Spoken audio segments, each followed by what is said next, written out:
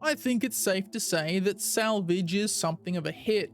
The hull scraping mechanic introduced in 3.18, coupled with the physicalization of cargo and persistence, has opened up not just a new way to make money, but also a miniature form of exploration, if only in the form of a sci-fi treasure hunt. Whether it's scouring the Halo with your Vulture, or performing drive-bys on popular haunts to see if some unfortunate citizen has left a ship full of cargo, the new features of 3.18 have brought a sense of newness to the verse. And if that wasn't enough, CIG has just performed the proverbial hold my beer in form of an ISC that said tractor beams, but really meant let's strip ships of everything of value. Citizens, my name's Beard of Oz, and today I'll be talking about Salvage, the one we have, the one we're getting, and why this year might just be the year of the Drake. Before I dive in, I just wanted to say thank you. I've been getting back into streaming on Twitch and posting what I hope are helpful shorts on YouTube, and the community engagement has been amazing. So if you enjoy this video, give it a like. And if you want to see more content like this, subscribe to the channel and click the bell so that you'll be notified when my videos go live. If you'd like to support my content, as well as my love of canned caffeine, I have memberships available for just $1. And I'll put a link to my Twitch channel in the description below. Alright, let's dive in. As you might already be aware, I've spent the last week scouring Stanton for salvage, be it in the form of panels, derelict C2s and 890 jumps in the Aaron Halo, or the remains of player ships outside of bunkers and trade locations that just need a little help to open up. And should all of that just not provide enough for my scrapper's greed, the mindlessly relentless obsession of pirate cutlasses over wrecked caterpillars never seems to end. And lucky me that it doesn't. In fact, the scrapping business has been so good that I rebought all the ship components that were lost in the soft ship reset last week. And if it happens again, I'll just buy them again. Like I said, business is good. And while the next vehicle salvage stage, lovingly referred to as munching, hasn't been officially set with a release date, work on it is seemingly close to finished according to the progress tracker. But it's not all bad news, as the latest ISC has drawn the eyes of many a citizen. For while the episode might be titled Tractor Factor, the team over at CIG really buried the lead on that one, as the real takeaway from it has been the progress of component physicalization. Weapons too.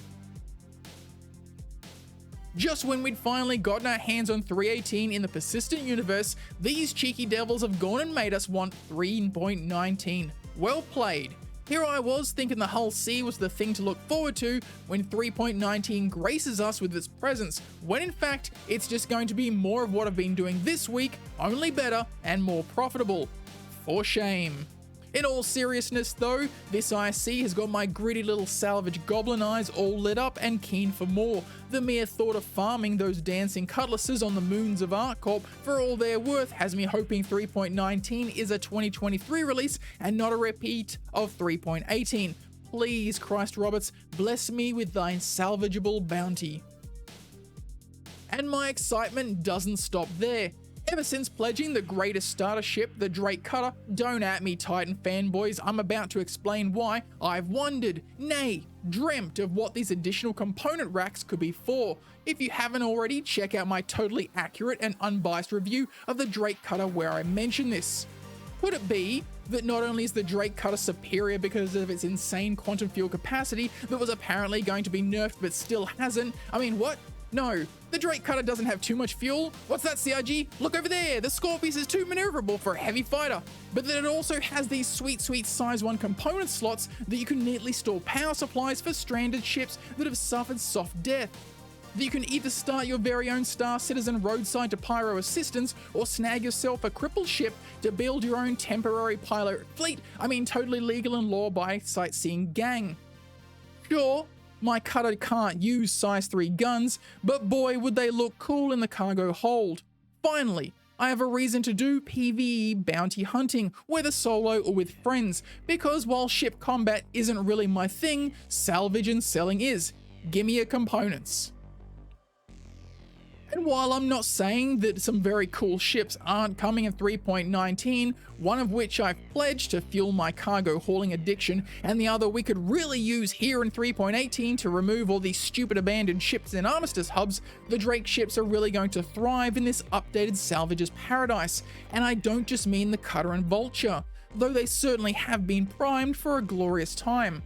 The Corsair and Cutlass, with their spacious bays and rustic appearance, will look more at home filled with missiles and ballistic repeaters than the sleek and shiny Origin and Crusader ships. Except the Taurus. The Taurus is always cool. It will be interesting to see whether NPC ship components are all stock or shackled to the will of RNGesus, because to be completely honest, while it would be more expedient to simply buy an A-grade shield generator, boy would it be rewarding after an hour of killing pirates to finally have one drop, RPG style. Come on CIG, make them purple. You know you want to. And there you have it. Just a little bit of me telling you how excited this new bit of info has made me. What about you? Does the thought of salvaging components from abandoned ships get you wishing 3.19 would just get here already? Let me know in the comment section below. If you enjoy the video, I'd appreciate you letting me know by hitting that like button, and if you aren't already subscribed, consider doing so now. And hit the bell icon to be notified when my videos go live. As I mentioned at the start of the video, I also stream on Twitch. I'll leave the link to that in the description below, and memberships for the YouTube are available with badges and emotes, all for the low price point of $1 American.